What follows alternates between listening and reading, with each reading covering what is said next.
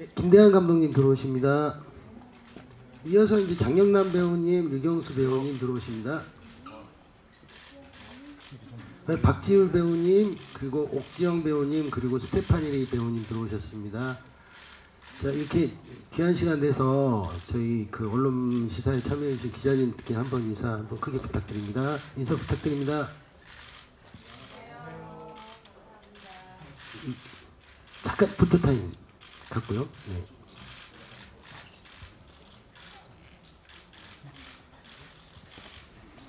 네, 충분히 찍으셨을 것 같으니까 이제 자리에 좀 착석하시도록 하죠. 일단 포토타임은 또 따로 시간을 내도록 하겠습니다. 네.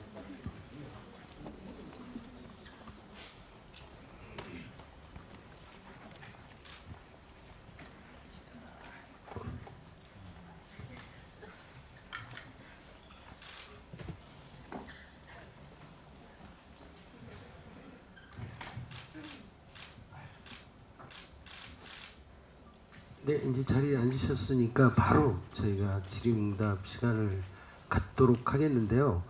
저 기자님들이 잠깐 좀 뭐 질문하실 내용들 준비하시는 동안에 제가 짧게 감독님한테 먼저 질문을 좀 드려보겠습니다.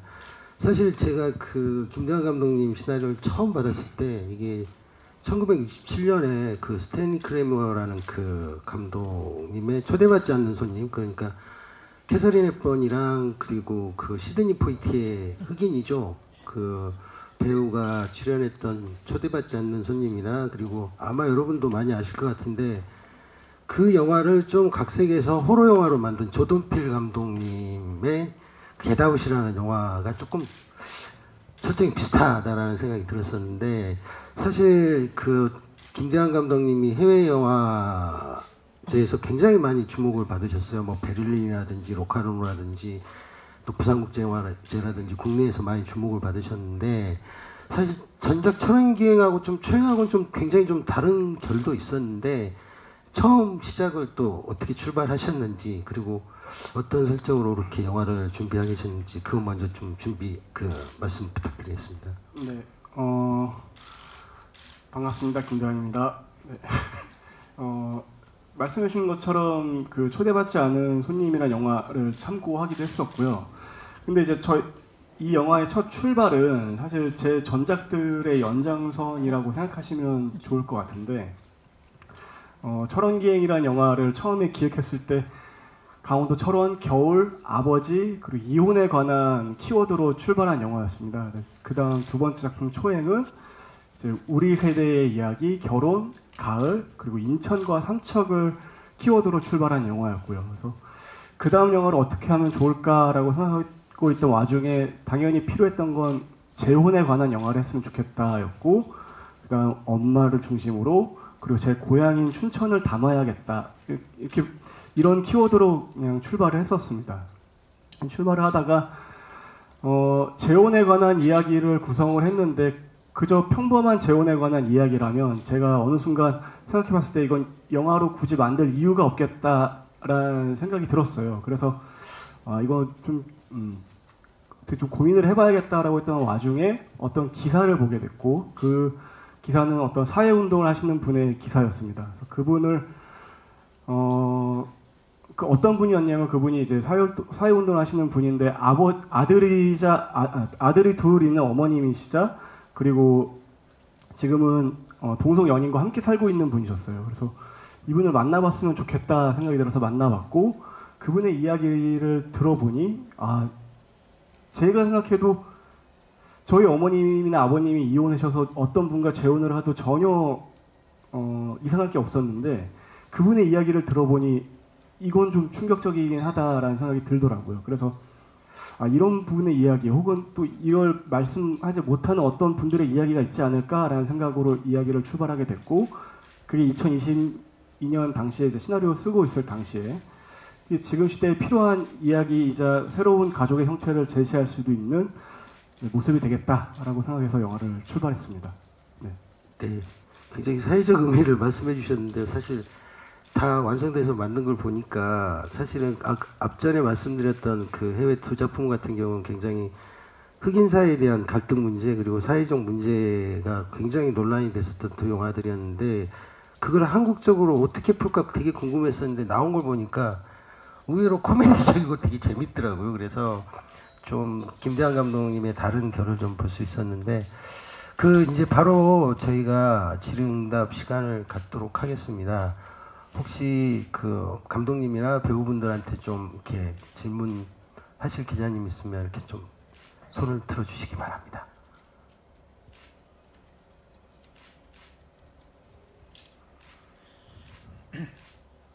없으실까? 아, 저 뒤에 계신가? 아, 예. 잠깐만요.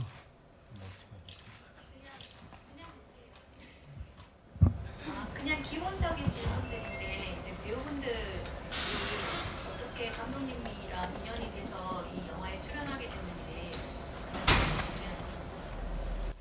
마이크. 네, 안녕하세요. 저는 비밀일 수밖에서 정아 역을 맡은 장영남입니다. 저는 사실 감독님 이번에 처음 만나 뵙고요. 작품 제안을 주셔서 네, 차지현 대표님은 알고 계셨고 차지현 대표님이 이제 제작을 하게 되셔서 아마 그렇게 이제 저를 추천을 해주셨는지 그래서 이제 저는 처음으로 감독님을 그렇게 해서 만나 뵙게 된 것 같아요. 예, 저는 그냥 전부터 개인적으로 그냥 이렇게 지인들 통해서 알고 있던 감독님과 알고 있던 사이였는데 그 감독님의 전작인 철원기행과 이제 초행을 보고 되게 재밌는 새로운 이야기를 하시는 분인 것 같다. 같이 언젠가 한번 재밌는 얘기를 해보면 좋을 것 같다 생각했는데 마침 또 어떤 새로운 이야기를 또 준비하신다고 하시더라고요. 그래서 제안을 주셔서 그렇게 뭐 이 영화는 그렇게 시작을 하게 됐습니다. 네. 네, 일부 지인 캐스팅도 있었지만 제 생각에는 우리 감독님이 이 영화를 하시면서 이 가족들을 구성할 때 굉장히 그 의외성을 이렇게 많이 생각하신 것 같아요. 저만 하더라도 뭐 제가 이 대본을 받고는 이 역할에 어떻게 나를 캐스팅했지 이러고 깜짝 놀랐습니다. 그 전에 해왔던 뭐 그런 배역들하고는 좀 많이 결이 다른 그런 역할이었죠. 그래서 감독님한테 어떻게 저를 캐스팅했냐고 이렇게 물어봤더니 사람들이 그냥 이 역할을 의외의 인물이 했으면 하는 걸 봤으면 하는 그런 생각이 있었다고. 아이러니하게 제가 사극 그 정도전이라는 드라마에 그 정도전의 스승 이색으로 나왔는데 그 역할을 보고 이런 분이 이런 역할을 하면 어떨까 이렇게 그 캐스팅에 보답하느라고 아주 많이 노력했습니다. 안녕하세요. 저는 지선 역할을 맡은 옥지영이라고 합니다. 저도 그냥 감독님을 개인적으로 안 적은 없고요. 처음 뵙고 감독님이 되게 멋진 캐릭터니 되게 멋지게 표현해 줬으면 한다고 얘기를 해주셔서 제가 할 수 있을까요? 라고 했는데 되게 멋진 여자라고 생각을 해서 저를 캐스팅해 주신 것 같습니다. 네, 감사합니다.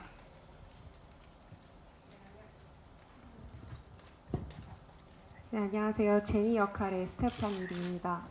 저 같은 경우는 처음 대본 받았을 때 제가 미국에 있었거든요. 그래서 미국에서 대본을 읽으면서 제 2의 고향이 또 춘천이기도 해요. 그래서 춘천이 너무 가고 싶다라고 생각하면서 이제 미팅을 너무 하고 싶었는데 거리상 이제 뵙질 못해서 줌콜로 네, 화상으로 이렇게 미팅을 하게 돼서 시작하게 됐습니다. 네. 답이 충분히 되셨을지 모르겠는데요. 네네. 저희 캐스팅 할 때 스테파니 배우 같은 경우는 정말 화상으로 미국에서 이렇게 미팅하고 이렇게 했었던 기억이 납니다. 네. 혹시 또 다른 기자님들 질문하실 분 손 들어주시면 이쪽.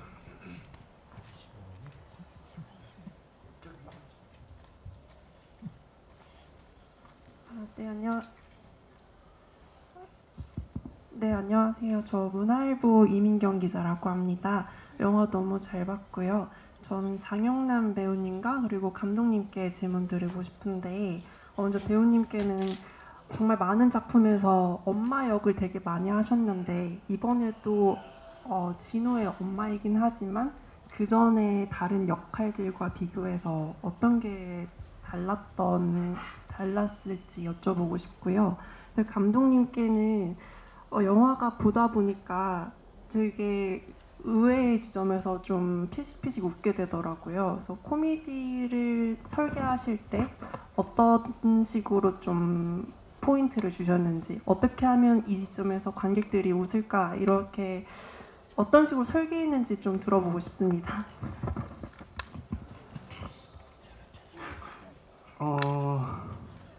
사실 처음에 시나리오 쓸 때는 이게 웃기겠다라고 생각한 적은 별로 없었던 것 같아요. 네. 왜 웃으시죠? 근데 저도 이제 캐스팅을 아까 지율 선배님께서 말씀하신 것처럼 캐스팅이 좀 의외, 예상대로 뻔한 캐스팅이 아닌 좀 의외의 캐스팅을 함으로써 생기는 재미난 상황들을 좀 그 정도는 계획하고 있었고요. 그래서 재미있는 상황들은 현장에서 그 연기자분들께서 잘 집중력 있게 몰입해서 진행해 주시다 보니까 자연스럽게 나온 것 같다는 생각이 들고, 그리고 이렇게 테이크를 반복할수록 여기서 이렇게 하면 조금만 더 재밌겠다라는 지점으로 접근했었습니다. 이러면 관객이 웃길 것이다라고 계획하고 이렇게 진행하진 않았습니다. 네. 처음에 그 시나리오를 받아보고 사실 제일 제가 이제 선택할 수 있었던 계기가 엄마가 사랑하는 사람이 좀 특별하다는 지점이 좀 충격적이기도 했고요. 저를 굉장히 흥미롭게 만들기도 했었던 것 같아요. 좀 충격이었던 것 같아요, 그 부분이. 그래서 만약에 내 엄마가 그렇다면 그럼 나 같으면 어떻게 될까?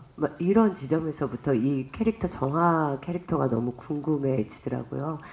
이제 그동안의 엄마는 자식을 위해서 희생하고 걱정하고 그런 엄마였다면, 정화는 엄마지만 또 하나의 인격체로서 또 다른 여자로서 살아가는 그런 또 사람이구나라는 생각도 또 들었던 것 같아요. 네. 네. 또 질문 이어서 계속 받겠습니다. 네. 저 뒤쪽에. 예, 중앙일보의 정현목 기자라고 합니다. 영화 잘 봤습니다. 유경수 배우님께 먼저 여쭐게요. 전작인 야당이나 노이즈 그 장르물에서는 굉장히 서늘하고 좀 무서운 연기를 보여주셨는데, 이번 영화에서는 되게 그 일상적인 청년의 표정을 보여줘서 되게 좀 반갑기도 했고요. 하지만 결코 쉽지 않은 연기라는 생각이 들었거든요. 아버지가 자기 때문에 죽었다는 죄책감 갖고 살면서 약간의 어떤 현실 도피적인 그런 청년의 모습을 담아내는데, 또 감정의 진폭도 적지 않았던 것 같고요. 캐릭터를 만들면서 어떤 점이 가장 힘들었는지 여쭤보고 싶습니다. 그리고 이건 그냥 개인적인 궁금증이긴 한데 감독님께 여쭙겠습니다. 박지일 배우가 산에서 조난당했을 때, 쓰러졌을 때 장영남 배우님이 돌을 들었잖아요. 근데 그 부분은 어떤 의미였던 건지 좀 궁금합니다. 예, 질문 감사합니다. 일단은 제가 전에 기존에 다수의 작품들에서는 캐릭터적으로 좀 뭔가 보여줘야 하는, 연기적으로나 뭔가 좀 장면적으로 뭔가 좀 강렬히 보여줘야 되는 그런 캐릭터들을 말씀하신 대로 많이 보여드렸었는데, 사실 그때마다 이제 저의 개인적인 연기적 고민이나 지향점이 예를 들어서 힘을 빼고 하는 스타일이라고 한다고 해서 거기서는 그럴 수 없는 거라고 생각해요. 그 장르에 따라 다 맞게 해야 되니까. 근데 이 비밀일 수밖에 같은 경우는 제가 이번에는 조금 반발짝 뒤로 빠져서 뭔가 캐릭터를 보여주면 어떨까? 뭔가 주변의 어떤 가족 구성원들이 조금 더 캐릭터적으로 보여질 수 있게, 그러니까 어떤 좀 중재자 같은 느낌?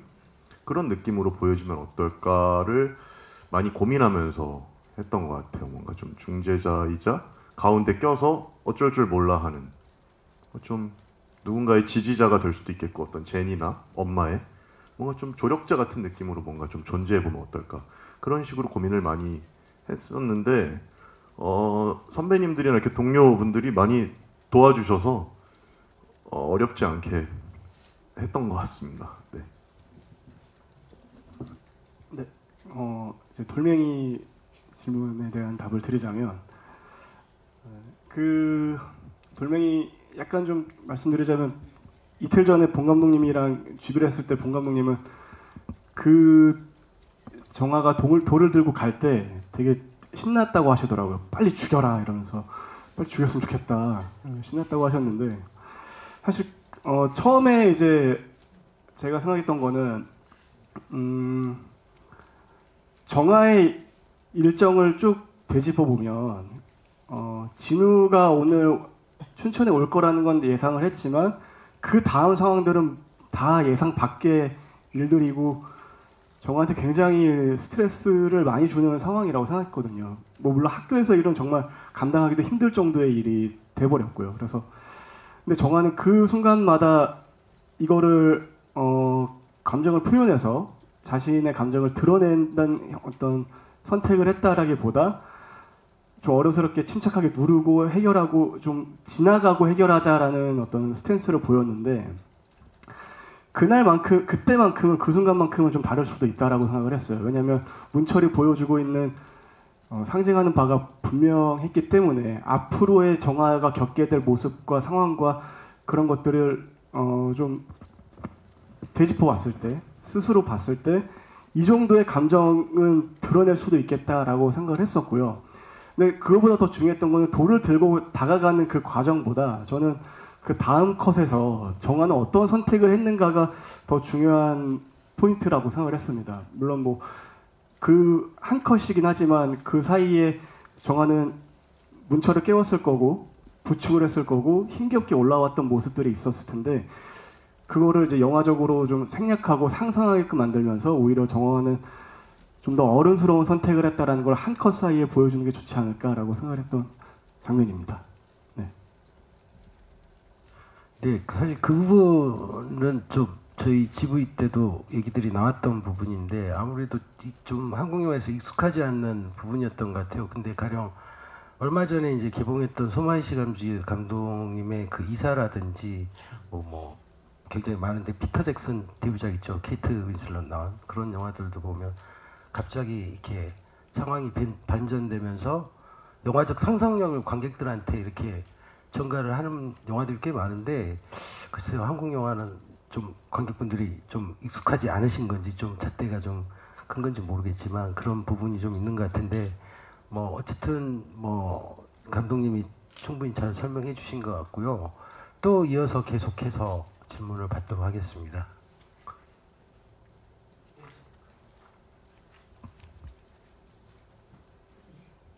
네, 저기 파이낸셜 뉴스 신진아 기자라고 합니다. 그 스테파니 배우님이랑 옥지영 배우님께 질문하고 싶은데, 그 스테파니 배우님은 솔직히 기존에 좀 잘 보지 못했던 되게 신선한 얼굴이라서 조금 새롭다라고 생각을 했었거든요. 그래서 배우님 아까 이제 뭐 이렇게 캐스팅 얘기를 조금 해주시긴 했는데, 이 시나리오를 보고 본인의 역할이나 작품에 대해서 어떤 점들에서 매력을 느꼈는지 좀 궁금하고요. 그리고 옥지연 배우님은 그 되게 그냥 정말 아까 말씀하신 것처럼 그냥 특별히 이렇게 멋있게 드러나진 않는데 그 자체로서 조금 멋있다는 느낌이 들었었거든요. 그 의상이나 이런 거에서 좀 그 본인 캐릭터의 개성 같은 걸 좀 드러내고자 노력했던 것 같은데, 그 캐릭터 구축하는 데 있어서 어떤 점들을 좀 신경을 썼는지 말씀해 주시면 좋겠습니다. 네, 저는 일단 활동을 조금 쉬고 있는 찰나에 이제 이 대본을 받게 돼서 되게 오랜만에 시나리오를 읽는 재미가 있었고요. 또 미국이라는 다른 나라에서 이제 이 고향 제2의 고향인 춘천의 배경으로 가족 이야기를 읽다 보니까 제 개인적인 그런 뭔가 생각들과 이런 것들이 좀 많이 떠오르고 그리웠던 것 같아요. 그래서 한국에 너무 가고 싶다, 춘천에 너무 가고 싶다가 제일 큰 이제 첫 번째 느낌이었고요. 그리고 제니 역할도 사실 처음 봤을 때는 좀 너무 차갑고 이렇게 좋은 딸이 아닌 모습에 왜 이럴까라고 좀 처음에는 매력적이게는 못 다가왔었는데 계속 읽다 보니까 왜 이 아이가 이렇게 되었을까 하고 계속 생각을 많이 하게 되더라고요. 이런 교포 사회에 이제 있는 그런 답답한 그런 실제로는 학교를 다니거나 이제 일을 하거나 이랬을 때는 되게 개방적인 그런 사회에서 컸을 텐데 집에서는 또 되게 아이러니하게 다른 그런 개방적이지 않은 그런 가족에게 큰 제니 모습이 뭔가 공감도 되면서 되게 생각을 많이 하게 됐던 것 같아요. 그래서 더 매력적인 캐릭터로 하려고 노력을 했습니다. 저는 우선 의상은 거의 한 90% 이상이 제 옷이었고요. 의상을 우선은 하면서 감독님이랑 얘기를 되게 많이 했었어요.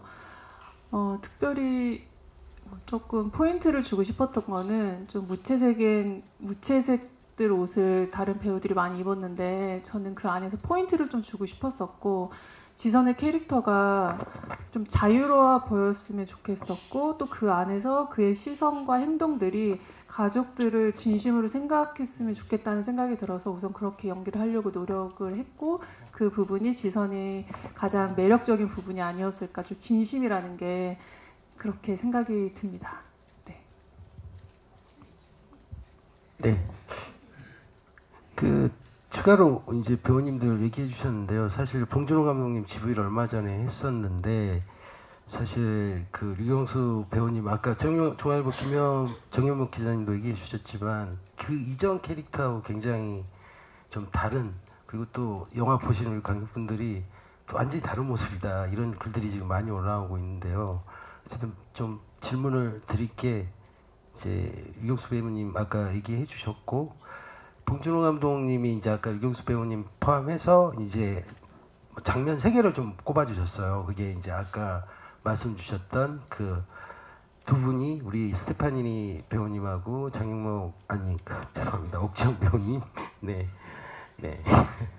배우님 그 담배 피는 장면을 꼽아주셨고 또 하나가 우리 장영남 배우님 그 은행에서 나오면서 이렇게 전화를 받지 않습니까? 교장 선생님한테. 그때 이제 마드의 김혜자 선생님을 얘기를 하시면서 그 얼굴 연기에 대해서 좀 얘기를 해주셨고 그리고 이제 박지일 배우와 오늘 좀 참석을 못 하셨는데 이 박지아 배우님이 좀 한바탕 소동이 일어나고 이렇게 둘이 벽에 딱 밀어붙여가지고 하는 그 부분을 좀 되게 포복절도 하시면서 이렇게 보셨다고 얘기하시면서 이렇게 꼽아주셨는데 사실 실제로 뭐 어떤 분들은 봉준호 감독님하고 저희 김대환 감독님 인연 때문에 이렇게 GV 같은 거 해주셨다고 생각하시는데 사실은 저희가 프라이빗 시사회로 좀 그 전에 했었는데 제 기술 시사회 때 그때 제일 많이 웃으셨던 분이 봉준호 감독님이셨거든요. 너무 재밌게 봤다고 하셨는데 3번이나 봤다고 하시더라고요. 그래서 배우분들한테 그때 그 장면들 좀 기억나시면 그때 어떤 식으로 표현을 하시려고 하셨는지 우리 장영남 배우님.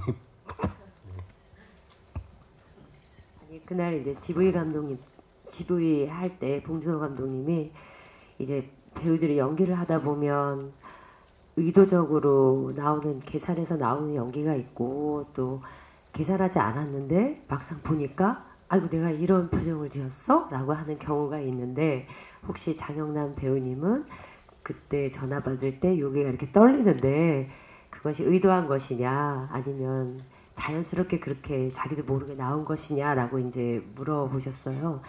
근데 제가 이제 질문을 들으면서 그리고 사실 보면서 또 제 연기를 보면서 조금 반성한 부분들이 있거든요. 근데 그 부분은 제가 좀 의도를 했어요. 근데 이게 그 전화를 받은 순간 정아가 그 엄청나게 보수적인 집단 안에서 자기도 보수적으로 이렇게 평생을 살아왔잖아요. 근데 자기가 선택한 동반자는 또 다른 사회에 축복받지 못하는 그런 삶을 또 그런 이중적인 삶을 살고 있잖아요. 근데 그거를 이 작은 마을에서 작은 동네에서 모든 사람들이 다 알게 되고 내 아들이 먼저 알았으면 했는데 내가 아들한테 얘기하기도 전에 모든 사람들이 다 알아버리는 상황이 됐으니 정말 피가 마를 지경이고 이 진짜 숨도 못 쉬고 막 이 살이 떨리는 듯한 느낌이 들 것 같은 생각이 들었어요. 그래서 이제 그렇게 표현을 해봤는데 이제 그러면서 또 이제 고민을 하죠. 이 연기란 게 표현해서 좋은 것이 있고 또 표현하지 않았는데 표현이 되는 연기가 있는데 내가 과연 이게 잘 선택한 것일까? 라는 또 그런 고민을 한 장면이기도 합니다. 네. 전 매우 고맙습니다. 그 다음 유경수 배우님 아까 말씀드렸다시피 이게 유경수 배우님이 그 어떻게 보면 부모님의 기대와 또 독립되는 그런 게 연기를 해주셨는데 그리고 엄마의 병도 알게 되고 그리고 또 이런 부분들이 있는데 그 사이에서 연기를 굉장히 힘들으셨을 것 같은데 쉽지 않은 연기 같은데 그때 어떻게 임해주셨는지 한번. 모든 촬영을 말씀하시는 건가요? 뭐 그 어떤 그 부모님과 자식 간의 어떤 사이에서의 그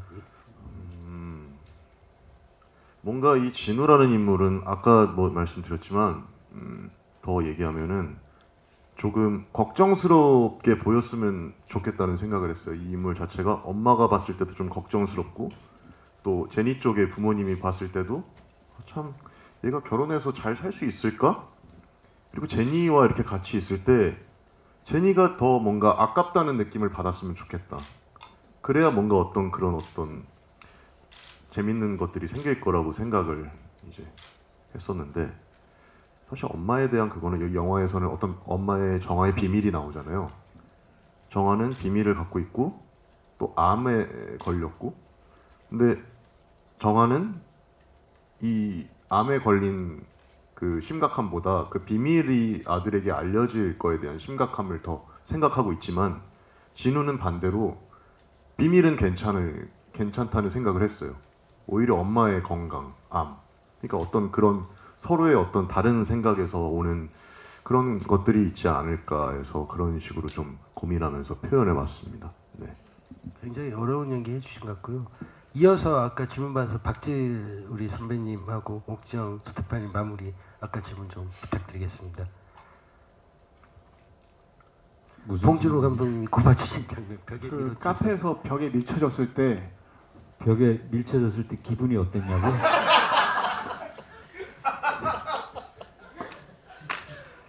네, 굉장히 부끄러웠습니다. 네. 저는 이 역할이 제가 봐도 참 부끄러워요. 그리고 그렇게 권장할 만한 가치관을 지니지 않은 이 인물이 가끔 부끄러울 때가 많았습니다. 저는 제가 뭐 부부 역할을 했던 그 상대 배우들도 많이 만나고 했지만 제가 만난 이 상대 배우 중에서 박지아 배우가 최고였습니다. 저는 의도되지 않은 연기를 그렇게 좋아하지는 않는 편입니다. 의외성에 기대는 그런 연기를 좋아하지는 않는데 저는 박지아 배우를 물론 알고 있었고 했지만 현장에서 이제 의상 분장을 다 하고 그 장면에 딱 만났을 때 우리 김대한 감독이 왜 이 박지아 배우랑 나를 이렇게 부부로 캐스팅했나 그냥 바로 알 것 같았습니다. 그리고 아주 깊은 상의도 없이 작품에 대한 또 배역에 대한 서로의 논의도 토론도 많이 하지 않았습니다. 그냥 그 관계가 전사랑 이렇게 확 들어오는 느낌이 들었어요. 그래서 저절로 나는 이 뭔가 이렇게 약간 제압당하는 느낌이 그냥 늘 있는 거예요. 만나면. 그래서 그걸 감추려고 오히려 큰 소리 치고 막 허세를 떨고. 근데 사실은 너무 잘못한 게 많고 이 참 부끄러운 가치관을 지닌 이 인물이 어쨌든 자기 반듯하고 이 뭔가 물리적으로 늘 자기를 제압할 수도 있는 이 부인을 보면서 부끄러움을 많이 느끼는 그런 장면들이 많습니다. 예, 그래서 뭐 너무 저는 아주 재미있게 신나게 촬영했던 기억이 있습니다. 예. 네, 그 WP는 저면 네, 짧게 이렇게 또 다음 질문 기자님 받아주세요. 방금 얘기해주신 장면이 저희 이제 지선과 제니가 이제 제니가 문철과 좀 다툼이 있고 이제 집을 나가려고 하는 상황에서 저를 이제 진정시켜주는 그런 장면이었는데요. 그때 사실 저희 둘이 처음 이렇게 얘기를 하게 되는 장면이었어서 뭔가 그때 이제 흡연을 하면서 하는 장면이었는데 그냥 위로가 너무 됐던 것 같아요. 지선의 존재만으로 그냥 그 한마디 대사를 딱 해주셨을 때 그냥 다 위로가 되었어요. 그래서 연기를 굳이 할 필요 없이 그냥 이 지선의 매력에 푹 빠지게 되면서도 위로가 된 그런 장면이었던 것 같아요. 감사합니다. 네. 저도 그 씬 찍으면서 사실은 그 장면을 좋아하시는 분들이 그래도 꽤 계시더라고요. 근데 이렇게 이제 질문을 하시면 사실은 그때 촬영할 때 그냥 편하게 그냥 저답게 그냥 연기를 했던 것 같아서 그냥 힘 빼고 그냥 스테파니한테 그냥 해주고 싶은 말을 해줬던 것 같아요. 그 역할의 제니한테. 그래서 아마도 이렇게 좋은 장면이 또 나왔던 것 같고 또 이제 제가 이제 키가 큰데 사실은 상대 배우에게 키 큰 배우를 만날 일이 많지 않아요. 근데 이제 저하고 또 비슷한 키를 가진 친구를 만나서 그게 화면에서 더 멋있게 보이지 않았을까라는 생각이 듭니다. 네. 네. 또 질문 기자님들 손을 들어주시기 바랍니다. 네. 앞쪽에.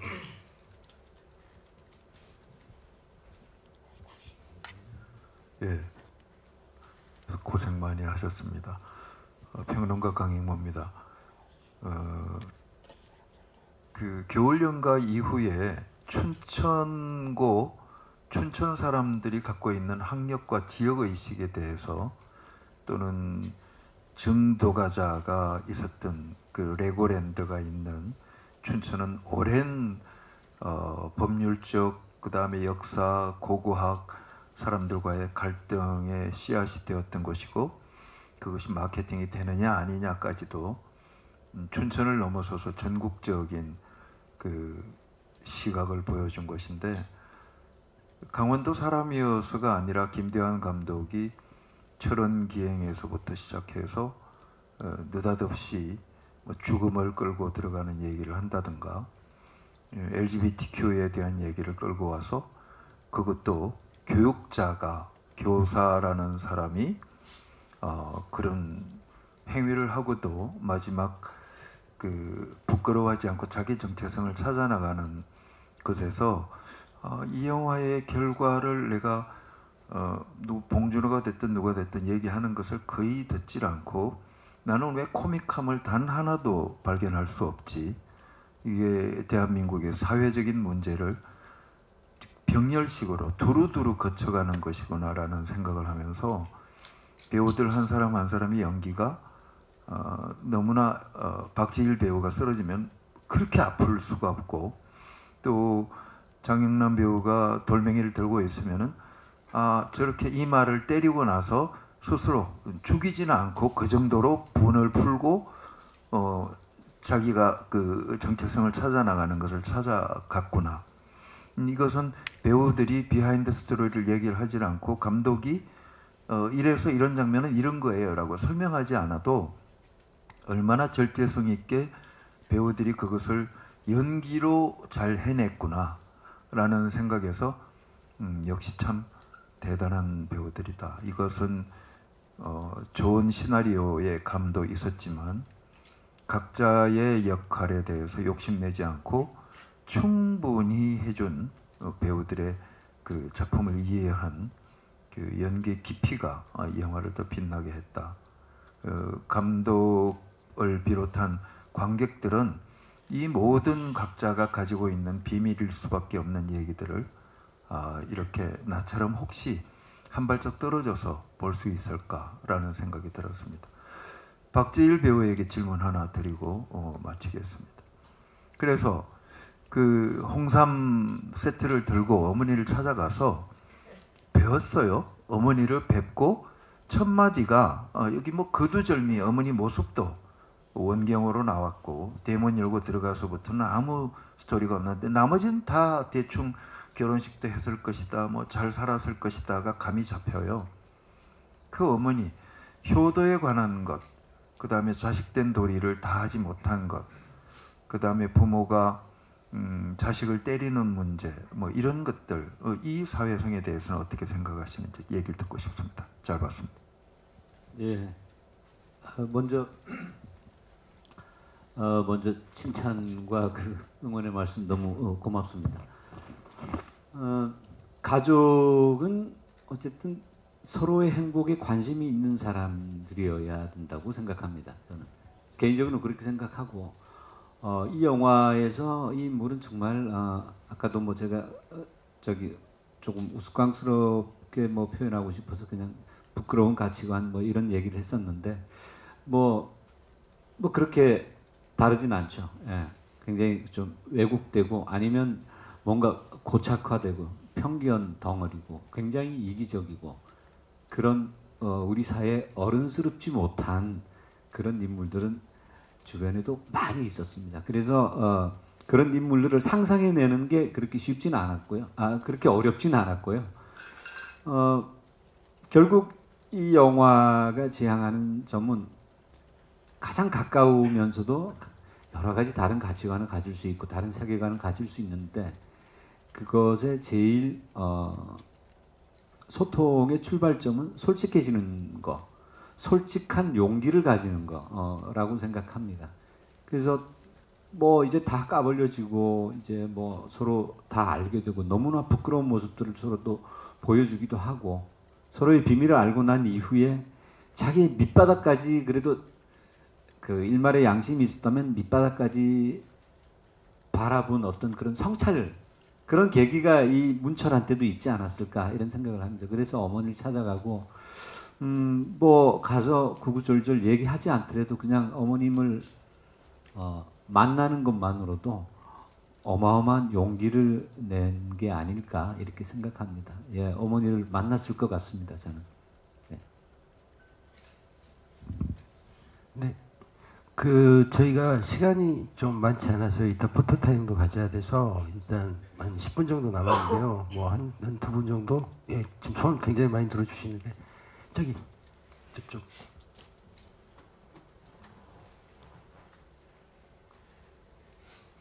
안녕하세요. MBC연의 김경희입니다. 감독님께 질문 하나 있고 무경수 배우님께 질문 하나 있는데요.